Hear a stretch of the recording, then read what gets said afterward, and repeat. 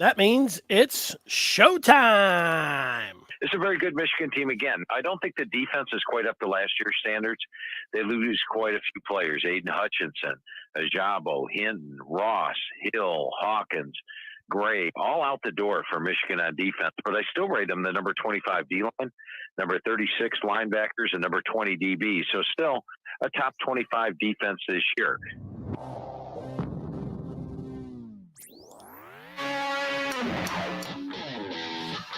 Hello, everybody, and welcome in on this Friday. Dennis Fithian with you on the Maize and Blue Review. And I like being on talking Michigan football, basketball, Michigan sports at any time. I really like being on a Friday because I get the feeling that everyone out there is peaking towards, or at least a lot of you are peaking towards the weekend and going to enjoy this last weekend of July.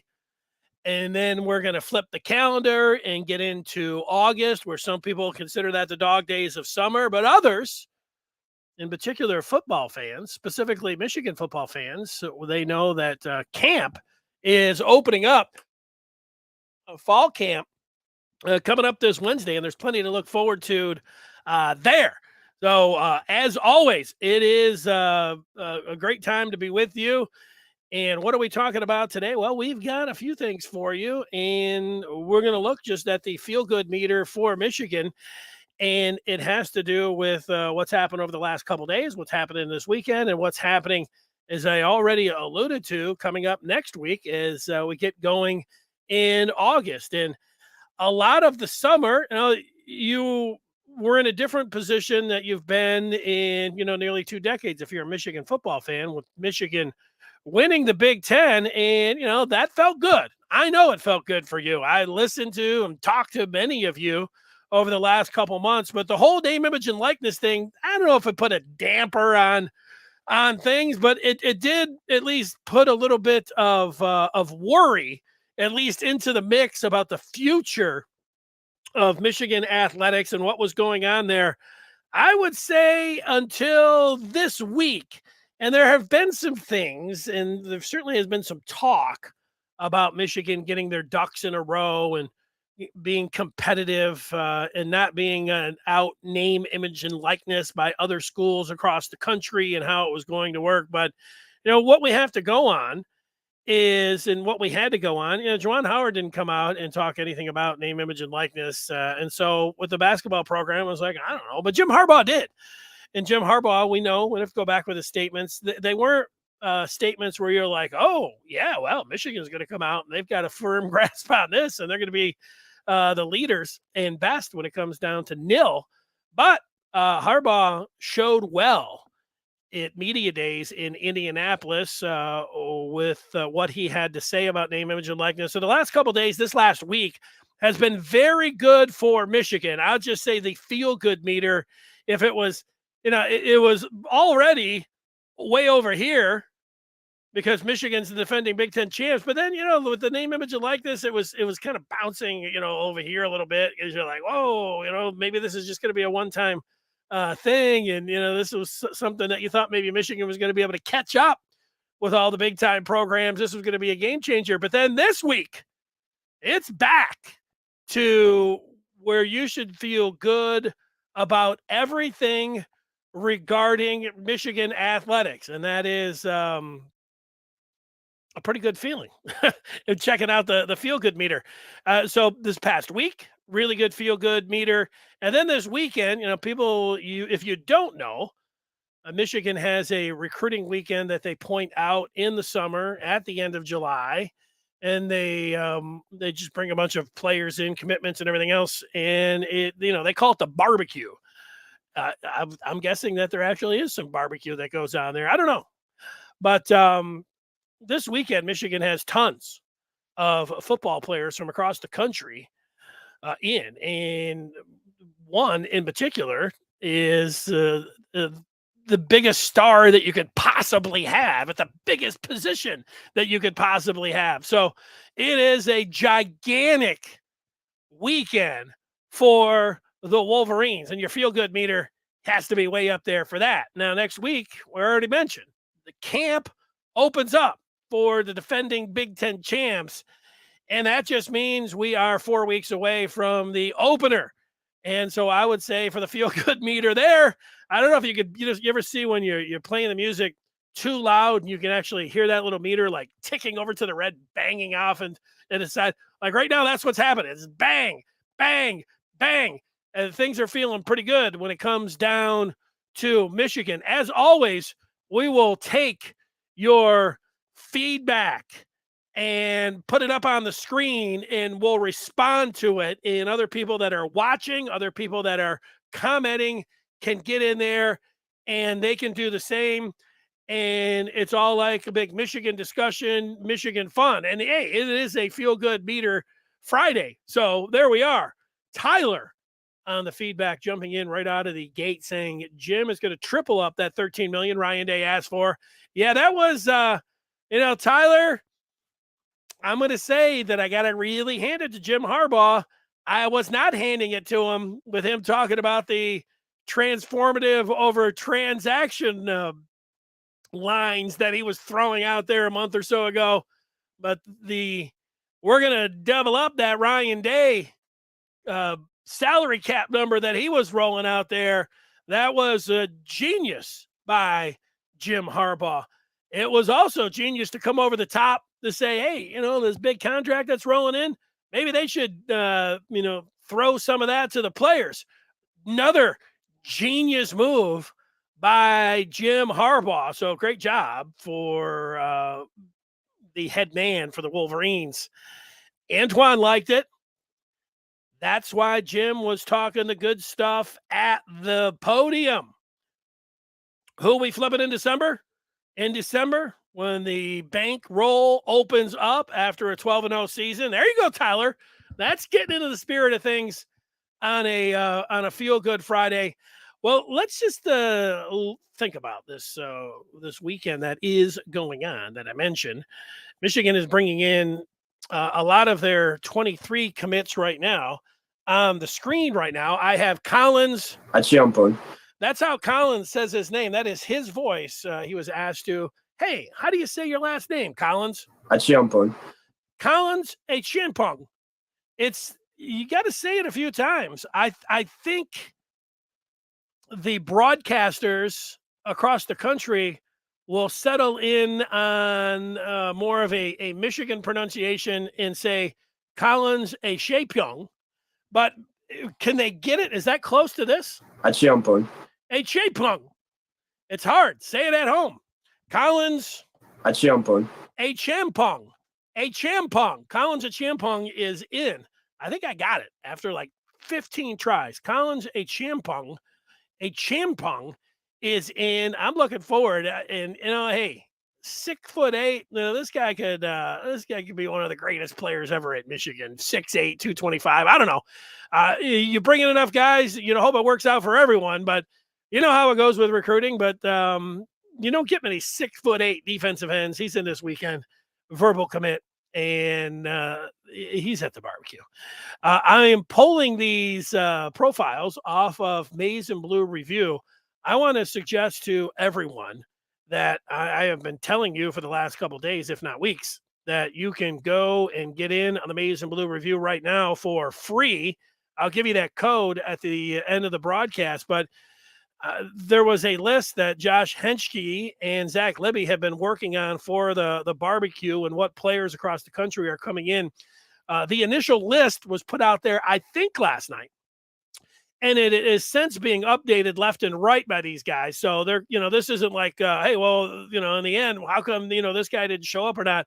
They sit around updating this thing every 5 minutes. So you should join in just for that with Maize and Blue Review on the Den. They're constantly working over this barbecue list. But here's the running back, Benjamin Hall out of Georgia. And when Benjamin Hall committed to Michigan for this upcoming season, I'll say it, he was just a 3-star. But since rivals have kicked him up to a 4-star. So I know how it goes. When you get a commitment and he's a 3-star, you're like, why isn't he a 4-star? And, when you get a 4-star, you say, hey, the only thing better than a 4-star is a 5-star. Well, here he is. He's a 4-star, and he is in Ann Arbor as we speak. Amir Henning committed not so long ago here in the month of July.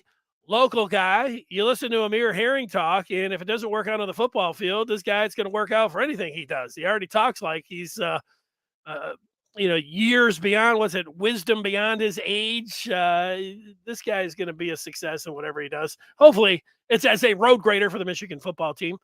Cole Cabana is from my neck of the woods here in Dexter, Michigan.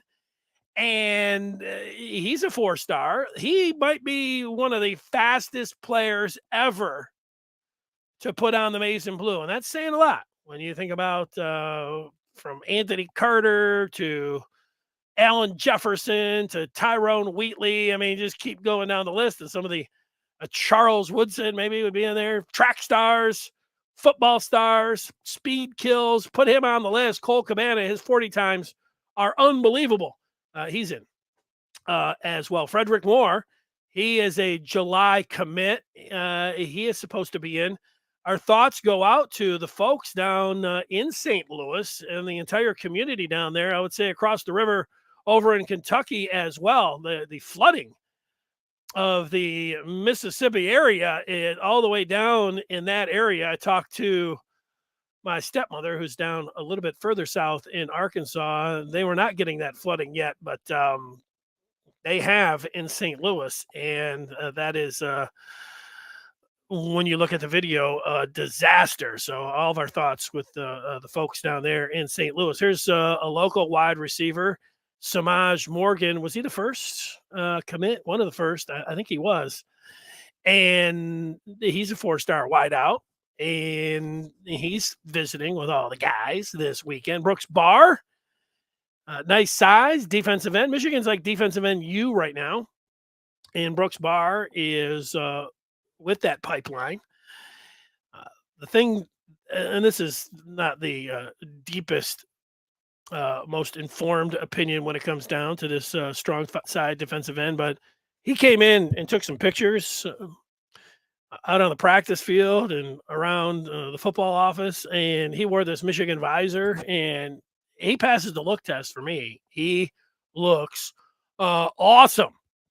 Let's get to some of the feedback while we're the Deacon. He's coming in. He's a tight end commitment, and Adrian saying that Jim has that swag back, fellas. I would agree with that. Jim has got it back.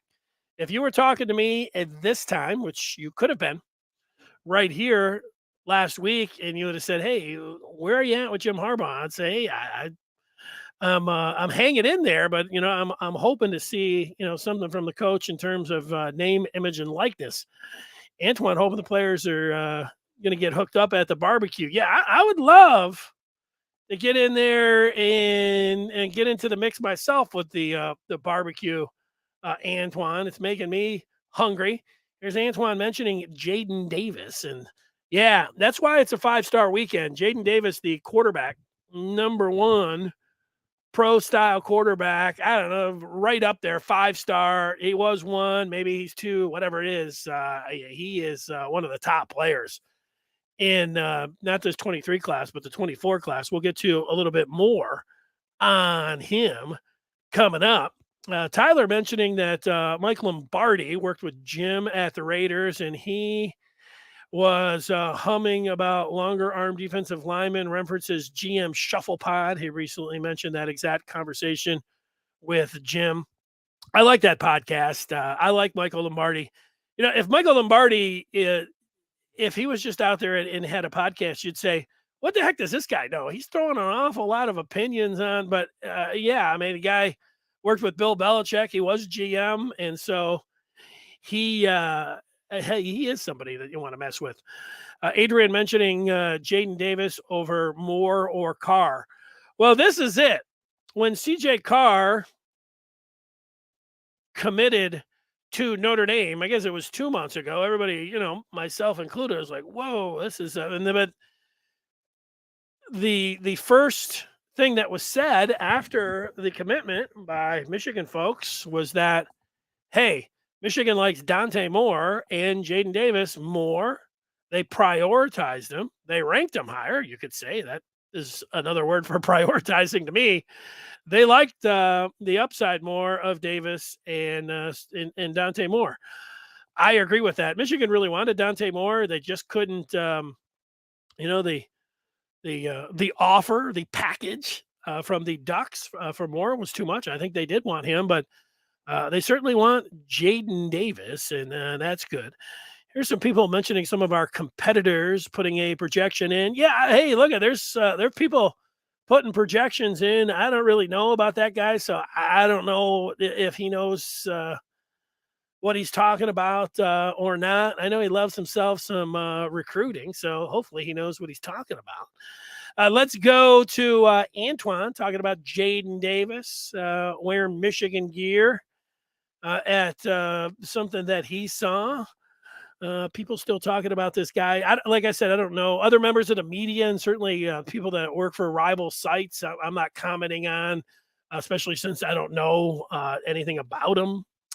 But like I said, hopefully, he knows what he is talking about. We had our national guy from Rivals.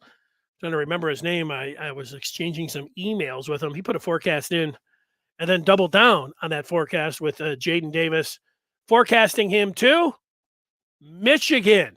So, yeah, the forecasts are in for Michigan when it comes to Jaydn Davis. Let's look at some of these other names and guys that are in. There's Mr. Bridgman. Now, some of the targets, and again, these are updated.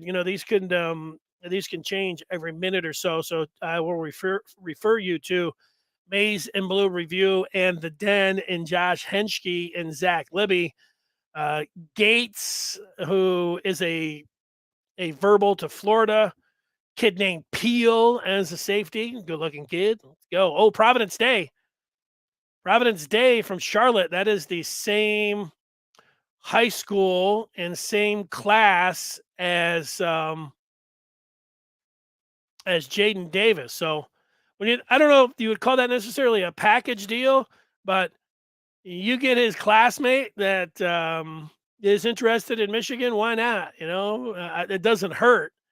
Caden McDonald, he could have been one of those guys that decided not to come in. And then you can just go down.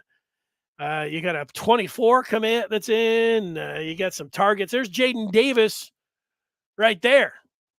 So, yeah, Michigan with the barbecue. And that's one of the things that you're looking at if you are a Michigan fan and what could happen this weekend coming out for the Maize and Blue. All right, let's look at some other things. I wanted to put some stats. I'm not going to inundate you with stats, but just some things that I was thinking about heading into camp. I put a total team offense from 2021 up on the board just to think about what we are considering, what we're projecting, what we're thinking about this Michigan offense, because this looks like a very special Michigan offense. This looks like one of the best offenses ever to, let's just say it. This looks like one of the best offenses ever to line up for Michigan. This looks like one of the most explosive offenses in the country on paper. Now, 2019, I was saying some of the same things. So we remember that. I'm not guaranteeing that Michigan's going to have the best offense in the country, but I really like they're stacked at quarterback, running back, wide receiver, tight end, and their offensive line is fabulous. I mean, what else? Come on. What else do you want? So it is a little bit, you say, wow, man, you're really going overboard. I don't think I'm going overboard. On paper, this is one of the best Michigan offenses ever, one of the best in the country. Now, you look to last year and the best offenses in the country, right up at the tippy top, you see Ohio State, which led the country, averaging almost 46 points a game. If you were watching what Ryan Day, the head coach of Ohio State, said this week, he mentioned they fired their defensive coordinator and they're going to have a new scheme and they've got a new coach and, they're all talking about toughness and tackling.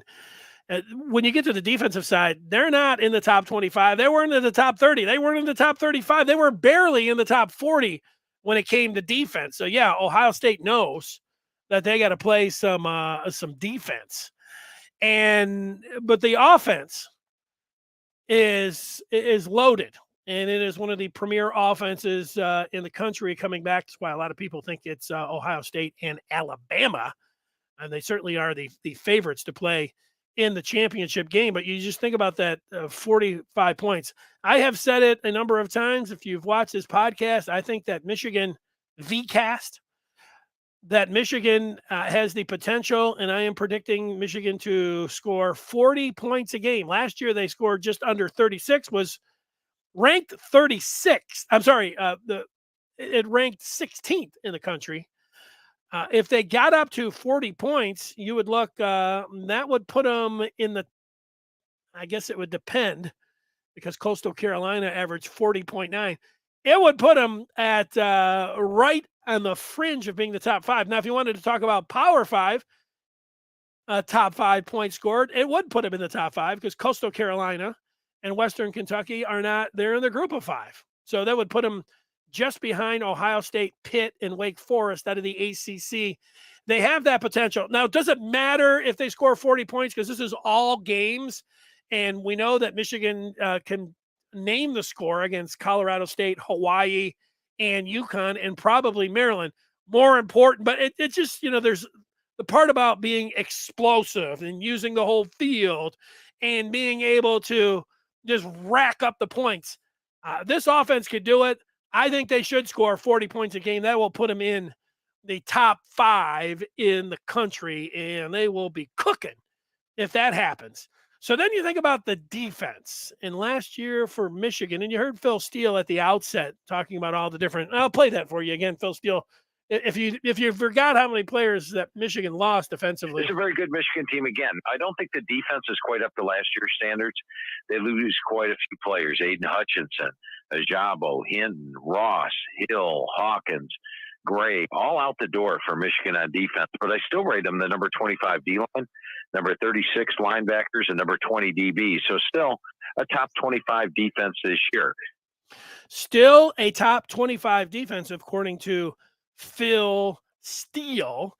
And when you do look at the defense and how it ranked last year, Michigan was a top 10. They ranked number 8 overall in points allowed in the country. What do we learn by just looking at this? Well, who are the 4 teams that made the college football playoff last year? How good of a defense do you need? Well, Georgia was number 1 and they won it all. Cincinnati made the college football playoff last year, didn't they? Yeah, they did. They played Alabama. Michigan was in there as well. What is surprising when you look at this is, like, you would think, wow, Alabama should be, where is Alabama? Alabama ended up, I believe, finishing, they were in the top 20. I have a banner up there, so maybe you can't see it. No, Alabama number 18. So you want a top 20 defense. I think we can agree on that. What does it mean offensively? That same thing, if we go back and look. Ohio State did not make the college football playoff last year. There's Alabama. They're in the top 6. Georgia was in the top 10. Cincinnati was 11, and Michigan was 16. So you want a top 20 offense and you want a top 20 defense. I think Michigan is going to have a top 5 offense. What kind of defense? Can they have a top 20 defense? I think they can. They miss, certainly, those supreme playmakers. Jaydn Hutchinson, number 1.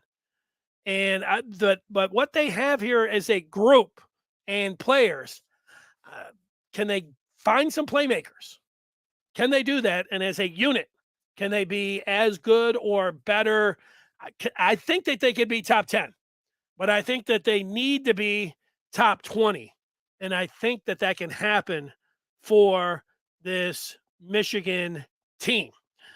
Okay, let's get to some feedback on what people have to say about me throwing up the stats and talking about all of this from what's going on here. KC says he can't say this is one of the best offenses when Harbaugh hasn't decided on a quarterback.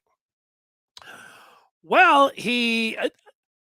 he's going to play two quarterbacks. So if you don't like that and you think that that can hurt this team, I think that is understandable.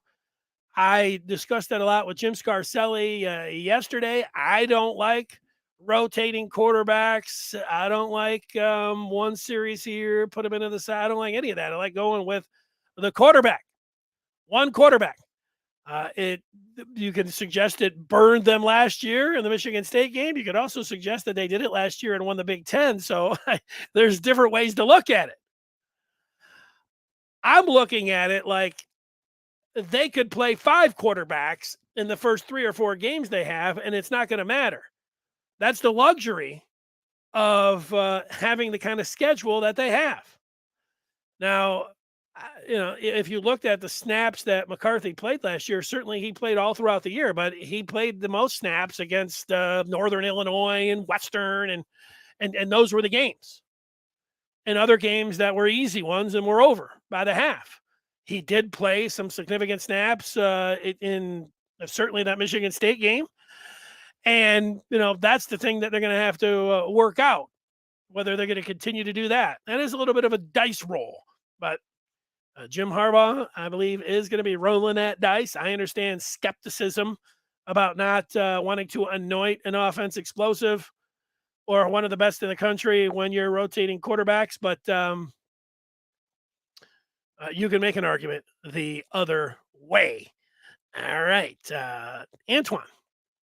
We haven't seen Antoine in a while coming in with messages, but here he is today, and it's good to see him. Antoine saying people are shortchanging this U of M defense, secondary, linebackers, more athletic. May not have the sacks from the defensive end position, but we will have the speed and coverage. Yeah, they just need guys to emerge, and they don't have the same defensive coordinator. But the one part when I think about the defense, I think about that Nebraska game where Michigan gave up 29 points in the second half, and they gave up 5 touchdowns to Kenneth Walker against Michigan State and 37 points. Now they buckled down and played well against Penn State, especially late. They needed a 4 and out. They made the plays there. They made that play late against Nebraska with Hawkins coming up with the fumble recovery, giving up points, giving up scores can happen. And it's going to happen, but can you balance it out with some takeaways and some big plays? They don't have to have the sack production, but can they come up with a key sack? Can they come up with a strip? Can they come up with an interception? Those kind of things. But there you are. John likes that schedule. I'm with you on that as well. Tyler thinks that Michigan is going to miss Haskins more than people realize. Put the ball in his hands on a 4th and 1. You knew he had it. Well, Tyler, you say that.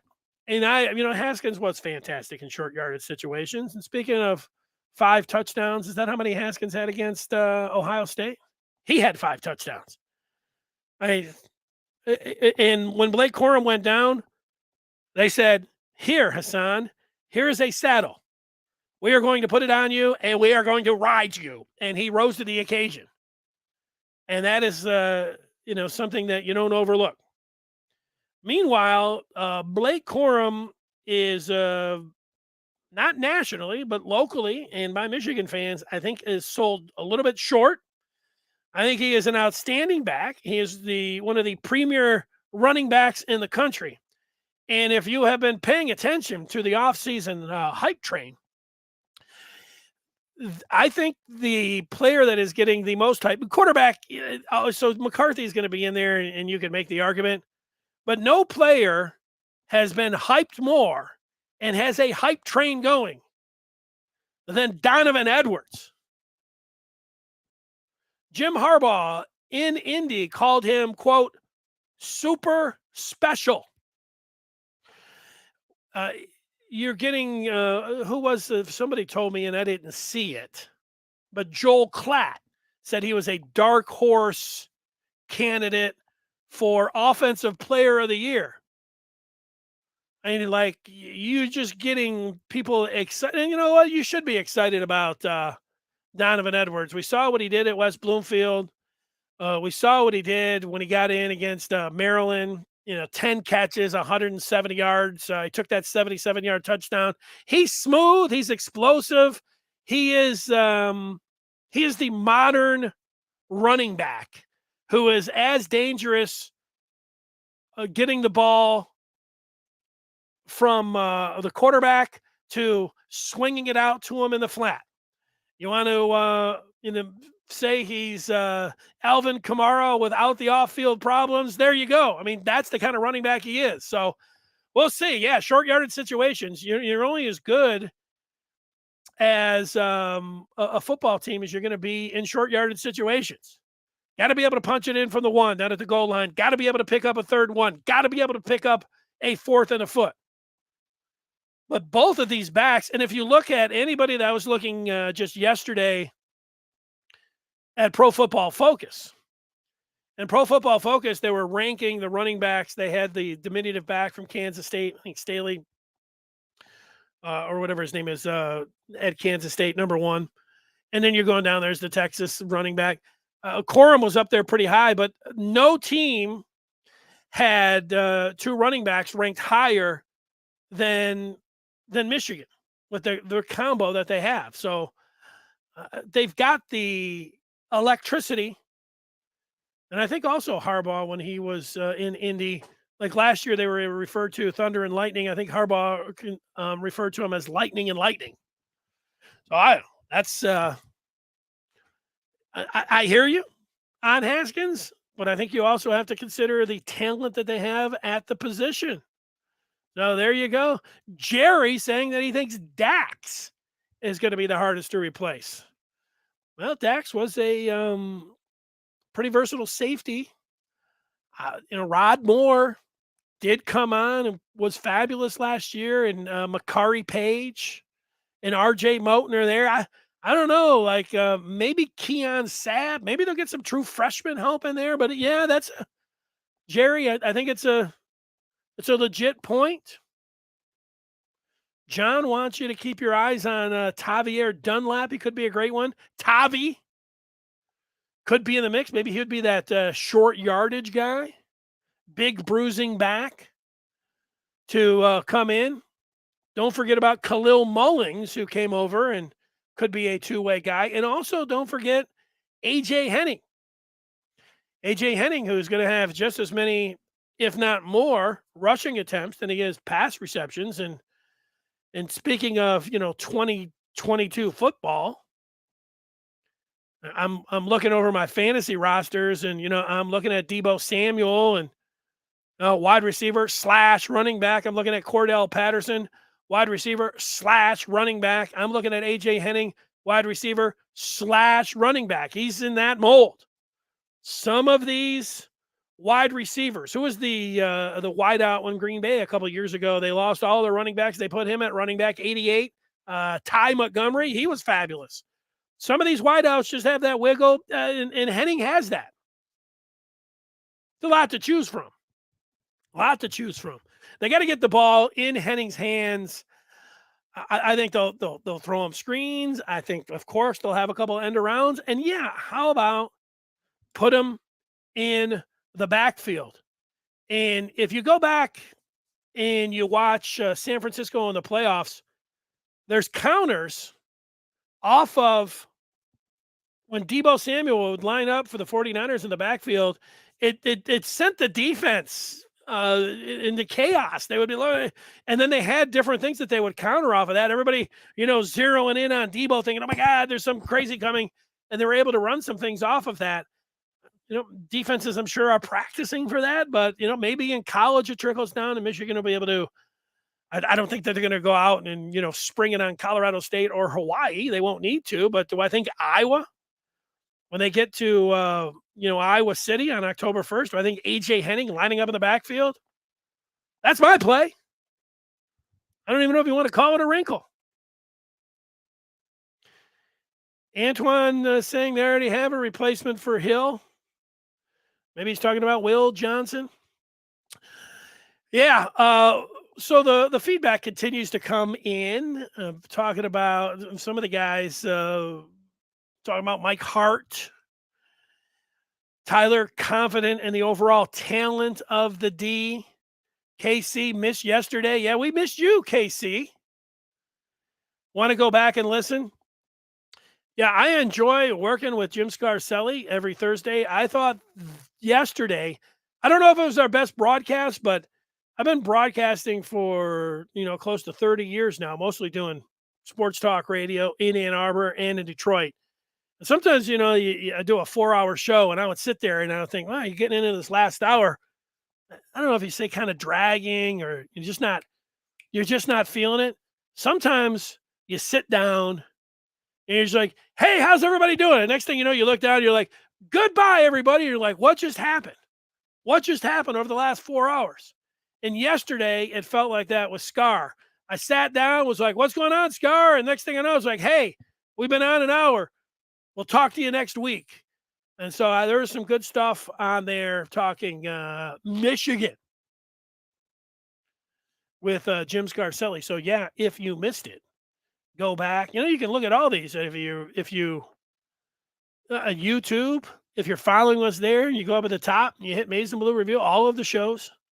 They're there all the way back to when we started in April. They're all there on the podcast as well.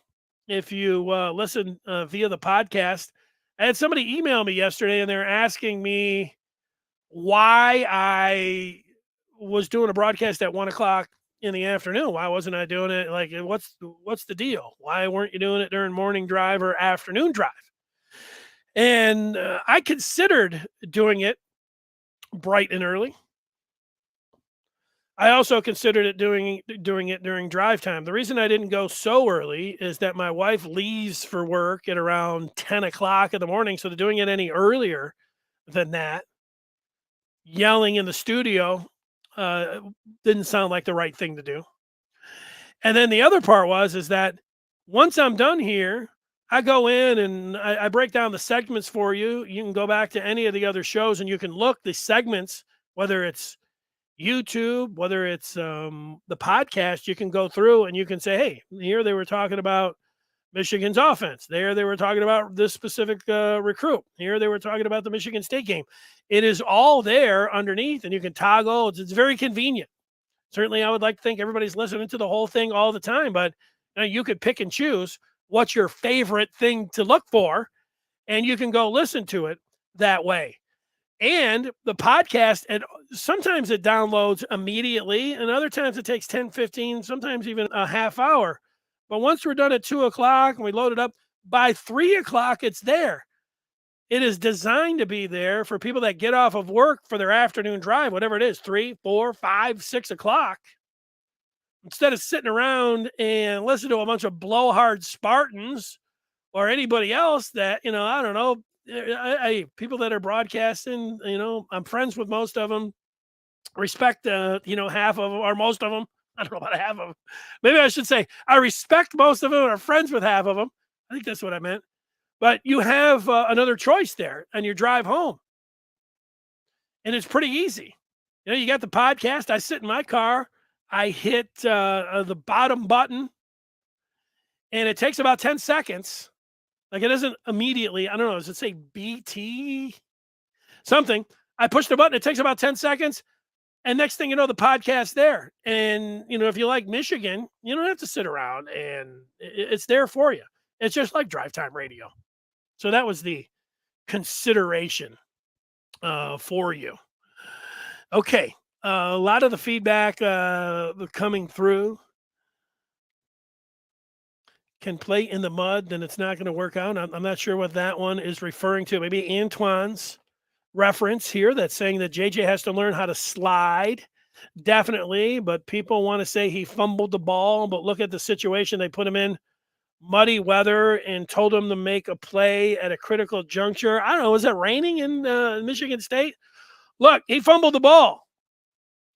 And if you go back, a lot of folks that have played the position or coaches were saying that was on the running back, and that was Blake Corum. I will say this is one of the things about rotating quarterbacks in. And the whole thing about Cade McNamara could have got his bell rung and could have needed attention. So maybe if they weren't planning on rotating him in, McCarthy would have been anyways needed as a backup quarterback there in Michigan State. And then getting his feet wet against Wisconsin and other teams was good, having him in there, so the lights weren't going to be so bright. And he at least had taken a couple snaps in front of a gigantic crowd in a college game. All of those kind of things on the road, all of it. Those things are valuable when you get in there. But I put that one down as shared responsibility. Look, McNamara, it doesn't matter how much you practice with the ones and the different offensive lineman, a different running back. You're a different height.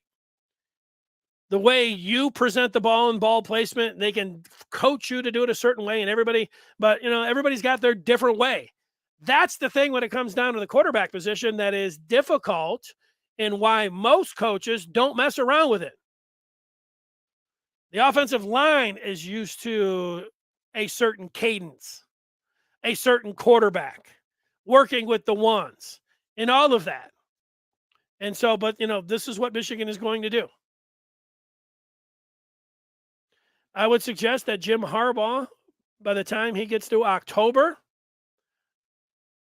mostly settles on one quarterback. And if that's Cade McNamara and he wants to put J.J. McCarthy in against Iowa, I don't think that they should be doing any 50-50 or 60-40. By the time you get into their first road game, which is October 1st against Iowa, it should be around a 90-10. If there's a blowout, that's different. But it should be 90-10. It shouldn't be any kind of rotation. They can do anything they want. Harbaugh could play, 5 quarterbacks in those first 3 or 4 games. It's not going to matter. He's not going to, he can split it up any way he wants. But, yeah, he better be careful with all of that.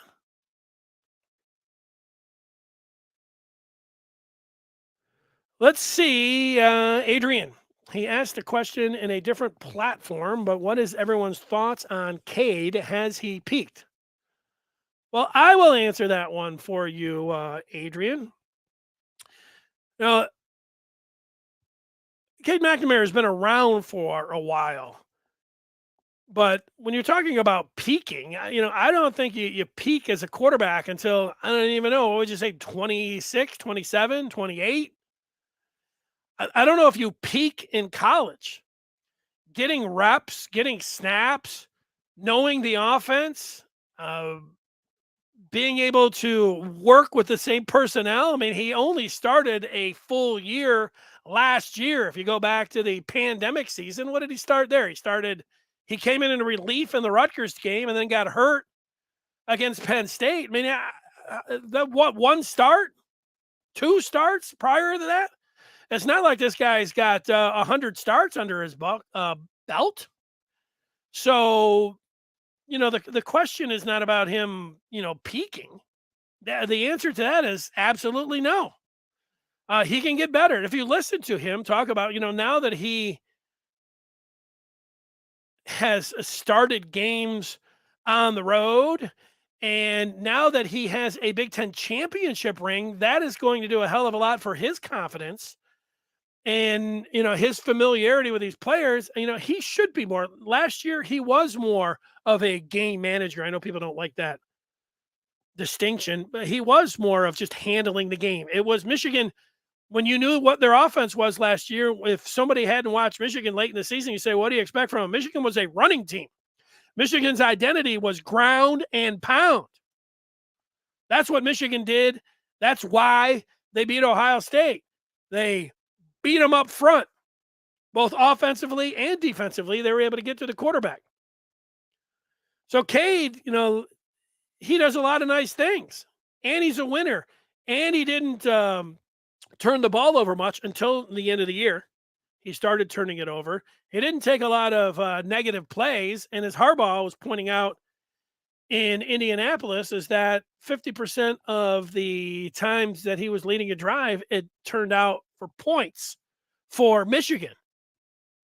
So look, Cade McNamara very well could be There's a lot of quarterbacks, the idea is to win all your games and get back to the college football playoff and try to win. He could be that guy. JJ, for as fabulous of a skill set that he has, running the ball, throwing the ball, the zip that he has, just the feet, he's a backup quarterback. People like all of that, the rankings, all those things that he has going for him. It could be that he is turnover prone. It could be, that he hasn't developed the touch or doesn't have the command of the offense as much as Cade McNamara. That could happen. Now, that's not what I'm predicting to happen. But no, Cade could be just fine for this team, and Michigan could win with Cade McNamara as their quarterback in all 12, 13, 14, 15 games. He could start them all, and Michigan could win them all with Cade McNamara. They have a good situation. Now, the controversy and everything's going to be fine with any kind of quarterback controversy until two things happen. If Michigan loses, quarterback controversy. And then if Michigan wins and Cade doesn't play well, there's controversy. He doesn't have to play well every snap, even every series. Excuse me, but I don't think he should be, having two series that are subpar, because at that point, I think that JJ will go in there. So that's what it comes down to. People are like, there's no quarterback controversy. You're right. There's not right now. There's a competition, and it's likely going to have Cade McNamara start the season. But until Cade loses a game or doesn't play well, he's the quarterback. Probably. Good question there, Adrian. People answering it. Tyler, I'm with him. Either quarterback should be set up for a big year. That's right. Here's Tyler saying that Braylon Edward loved the move from Ron Bellamy to wide receiver. So do I. Yeah, how could you not like Ron Bellamy? Ron Bellamy, you put Ron Bellamy anywhere. Ron Bellamy was a wide receiver. So, yeah, putting him on the offensive side of the ball, the position that he played in college, that sounds like a no-brainer to me as well. And, Ron Bellamy, he'll do whatever the coaches need. They needed him. He was, I think, originally going to be a wide receivers coach, but they needed him in a pinch last year to go over to safety, and he did. Antoine doesn't necessarily have a problem with two quarterback systems. It worked last year for the most part. Yeah, I don't know. Was it a two quarterback system, or in the big games, was it 95% Cade McNamara with just a little bit of JJ? That wasn't a two quarterback system last year, Antoine. That was Cade McNamara is the starter, and he's going to play 95% of the snaps, and they're going to put JJ McCarthy in here and there in some different spots. That's what it was for me.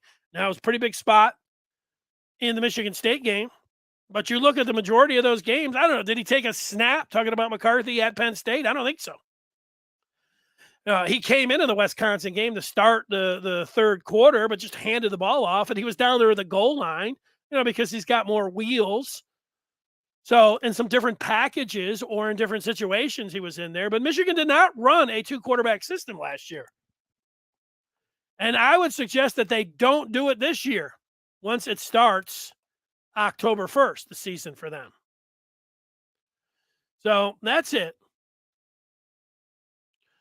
What stats a site am I displaying? This is from the punters. This is from College Football Reference.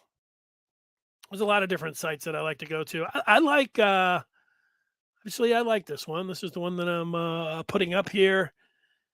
You can sit around. The reason I like College Football Reference the most, punters, is that up at the top of College Football Reference, you can, let's say you put in Michigan College Football Reference, it'll take you to the Michigan page. They give you the roster, they give you the scores, and you get the familiarity with how it works. And, you can find whatever stat that you're looking for. For Michigan, but the ease of which you're able to, they've got a button that says last year's team or the next year's team. And so you're able to quickly get to from 2021 Or if you're going to 2020, like I talked about, how many games that Jaydn McNamara started, you get in there that 2020 season, you can quickly go to 2021, 2020. I mean, you can zip through it so quickly. It works well. And there's a lot of different stat sites and, ones that, you can just have the familiarity with. The punters. Harbaugh at the Big Ten Media Days, Big Ten Football Media Days. Is that what BTFMD stands for? Mentioned that Cade scored 50% of the drives. He didn't know JJ's scoring efficiency. I thought that was interesting. Yeah, I thought so too, that it was 50% of the drives. I thought about that over the last 24 hours, punters. But if you think about, just off the top of your head, how many series did JJ really get? I mean, sure enough, he had some against Western and against Northern Illinois, those blowouts. I mean, that's where he played his most snaps. What other games? Maybe get in there against Northwestern. But, like Wisconsin, he came in for the first play, I think, was it of the second half of the third quarter, and then came in some short yardage situations. Like, he wasn't in there for an entire drive. And like against Michigan State, Jaydn McNamara got him down to the red zone, took a shot down to the near side, took another shot on second down, and then they put JJ in on a third down, and he ran over, and I think he lost the ball and fumbled it out of bounds. And so they technically I think they kicked the field goal there, so they got some points. But, who are you crediting there? And then I was messaging a former Michigan quarterback today, trying to get him on the show next week, and I hope it happens. I think it's going to. But I was thinking, well, what would I ask him? What I would think is, how you say you script plays at the beginning of the game? How many plays is Michigan going to script for Colorado State? If Michigan comes out against Colorado State, and let's say they script their first 8 plays, are they going to have McNamara start the game? And what if in the first 8 plays you say, well, we're going to have 6 runs and 2 passes? I don't know what that. This is for instance. But let's say in those first 6 plays, they just run the ball, right down to the 5-yard line. Then they decide to pass it to Cornelius Johnson, touchdown. 7 plays off of a script, touchdown. 6 runs, 75 yards, Michigan scores. Well, then they put J.J. McCarthy in. And I don't know if the script picks up on the 8th one, but the first play, McCarthy goes back to pass, zips the ball 50 yards over the middle, picture perfect, lays it right into the wide receiver, and he drops it. And then they come out, run the ball, but then he throws the ball out in the flat, perfect screenshot to Ronnie Bell, who comes 1 inch short. And Michigan decides to punt. Well, I don't know, grading the plays and the throws. So I understand what Harbaugh, that was a nice stat that he put out there. I'm really interested in the throws. Is he really putting a premium on?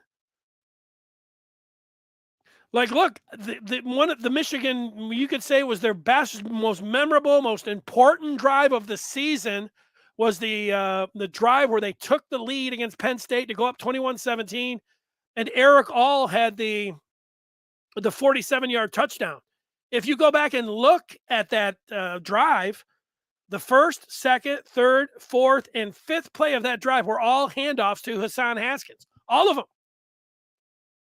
And then they saw that Penn State was in man-to-man, and they called that little drag over the middle, and hey, he hit him. Nice pass, whatever that is, a 5-yard pass right over the middle, all 47 yards, touchdown.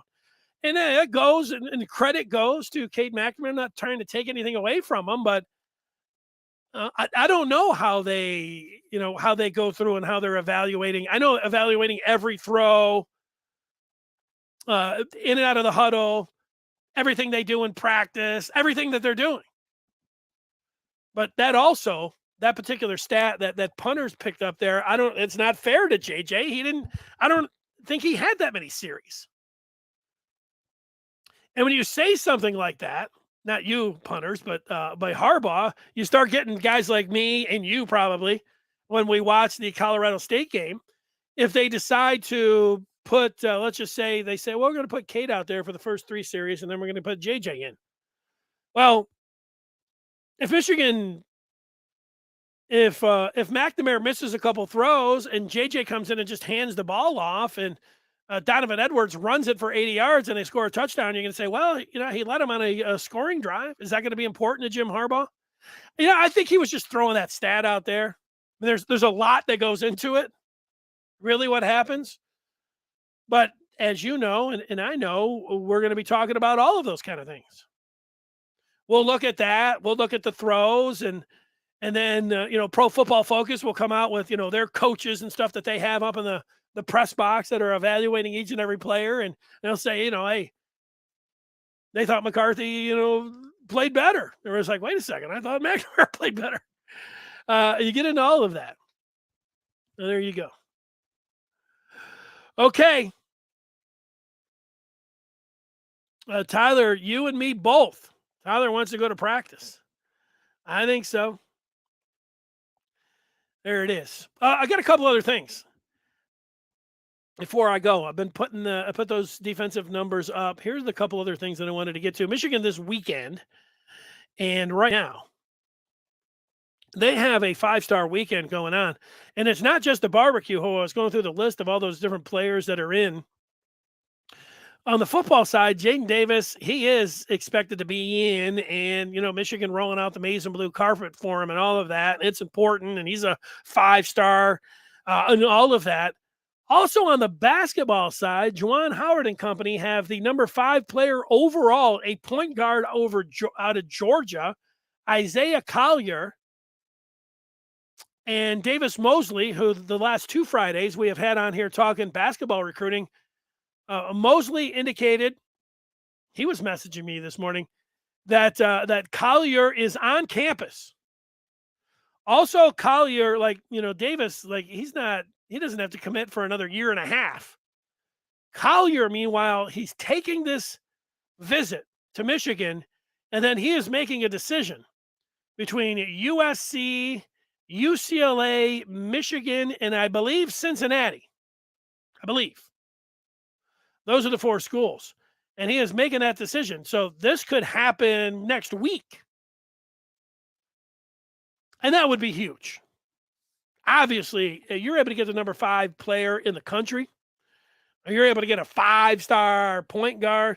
And just what it could mean for the rest of the recruits, plus what it means for all the hand-wringing about name, image, and likeness. And I'll be included in that hand-wringing group about.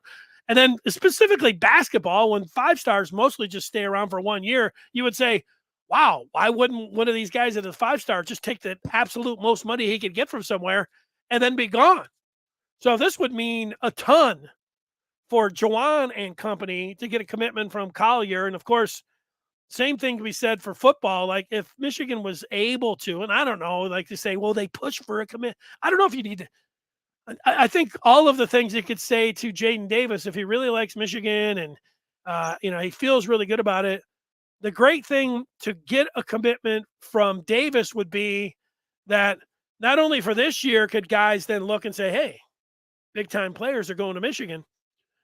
It's next year's class where Jaydn Davis is getting on the phone. Jaydn Davis is getting on Instagram. Jaydn Davis is going to the other 5-stars in the country and all the talent. You've got your signature commitment for the class, and he's going to be the point man. Quarterbacks are smart. Quarterbacks are leaders just by the position they're playing. He commits. And that's why it would be perfect. It'd be perfect to get Collier. It would be perfect to get Davis, and the sooner the better, because then this guy can go out there talking about Davis, and he can be the leader for the 24 class. He's the signal caller.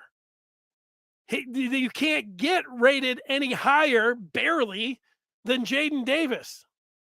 This would mean everything for Michigan if Michigan's able to get a commitment from Davis, who is only going into his junior year. and, fighting it out between Bama, Clemson, Georgia, and LSU.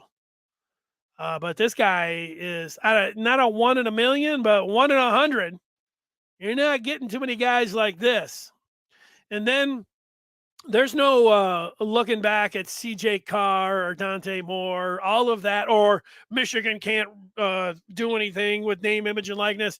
All of that is out the window if they get Jaydn Davis.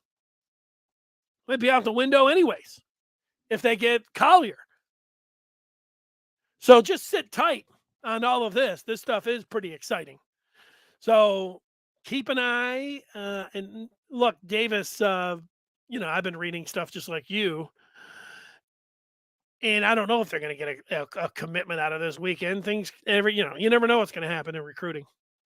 But he was talking about trimming a list down before the football season. And, so we don't know. He hasn't put set a date when he's going to make an announcement.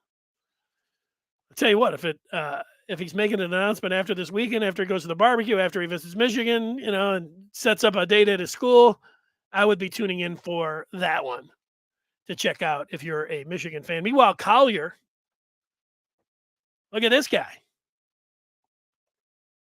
Number 5 nationally. I don't know, when's the last time, I'm asking, I'm going to have to think myself, when's the last time Michigan had a recruit, a 5-star, ranked as the number 5 player overall in the country? I mean, the monster McGarry was pretty well thought of. It wasn't Hunter Dickinson. Last year, Diabate was 25 and Houston was top 10, but he wasn't top 5. Collier might be the highest rated recruit if he would commit to Michigan since, I don't know, Chris Webber, who was number 1. That's how big of a deal this particular commitment would be. And it sounds like he's going to be making a decision sooner rather than later. So, yeah, you should be excited. Get excited, Michigan fans. Before we go, we got some breaking news. Let's hit that breaking news sounder, and it's about hockey. John U. Bacon. This is a tweet from today. Bacon indicating that he has multiple sources saying that Michigan's investigation into the hockey program has gotten to numerous media sources. Bacon says, expect the decision to retain or release head coach Mel Pearson will come to a head soon, probably within the week. I'll boil it down for you. Expect a decision to keep or release Mel Pearson this week from John Bacon. And you can look about, there was some COVID, there was some treatment of some of the players or some of the staff, a female. So that's what's going on there. Pearson's contract expired after the season, and he has not had a contract. And so, they don't have to deal with the contract. Of course, they might have been able to get out of it because of that, but I don't know what's going to happen there. But there it is for you if you're a hockey fan like Paul on Clubhouse, who's always talking about hockey. Today he's talking about fantasy football. And also talking about the Big Ten getting to 20 teams. Will it have 4 divisions? I would say probably, Paul. I mean, there's a lot of different ways you can go. That's the one thing, like, you can come out and say anything when it comes out to divisions. Look at last year, I was thinking about expanding a playoff to 8 teams. And then they came out of nowhere, really, and said, hey, here's a 12-teamer with a 4-team bye. And you're like, oh. And then just last week, it was like there's momentum for a 16-teamer. How many people like a 16-teamer? Not many. 16-teamer. How about they try 12 or 8 before they go to 16? There's my recommendation to Kevin Warren and Sankey, G Sank, down there at the SEC or anybody else that's putting together any kind of playoff. Let's they went originally they got 1 and then they got 2 and then they went to 4. You don't need to go to 16. Let's try 8 or 12 before 16. All right, to get all the way back to the beginning of what we were talking about. It's a Friday feel good meter is, all the way to the right. Fantastic week for Michigan. The excellent weekend. And then next week is going to be great as well as teams report for camp. And there you go. I mentioned this a little while ago, like the barbecue and what's going on with Michigan. Take advantage of this. You can find out right now. And you can also see me on the message boards, which I am there all day, all night. And you can find out what Michigan's next move is and who's coming and going at the barbecue and when Collier is going to commit. And if Jaydn Davis is in town, join the Maize and Blue Review today. Go to michigan.rivals.com. You get access to premium content for free all the way until the season opener. Use the code, U of M free at checkout. I want everybody to have a great weekend. Enjoy it. I'm going to profess my love for football. I was just thinking, Paul talking about fantasy football. Paul, I do love, like when you say, what's your favorite sport? I said football. And they say, well, do you like college or pro? I like college a little bit more than pro. But I like pro. When it comes down to football, it's like, you don't like college or pro. And I say college, it's like, oh, you don't like pro? No, I like pro. I was thinking about the amount of games and the commitment that it takes to be able to watch from, and this is what's going to be happening September 3rd. Actually, the night before, I've got a friend of mine who's throwing a party to watch, the Spartans get going. He's a Spartan guy. I'll go over there and root against him. But then Saturday you got Michigan, and then you've got the 3:30 games, and you got that 7:30 game. Most weeks being able to watch, it's hard to watch 3 games. This is going to be my point. Watching 3 games, that's over 10 hours, mostly straight of football. That's hard to do. My wife is very impressed at my marathon ability to be able to watch TV and football for that long. She can't believe it, but I do it. But the only thing more impressive about doing it for 10 hours straight on a Saturday is then when the pro start is coming back from 1 o'clock and going all the way, not just for the 1 o'clock games and the 4 o'clock games, but then hitting the nightcap as well. And you do get about an hour or so break. But for that nightcap that's going to take you to the midnight, there's another 10 hours every week. It's fun. It's something that I'm looking forward to. All right. Thanks for watching. We're here weekdays at 1 o'clock. And, practice starts on Wednesday. So that's pretty exciting.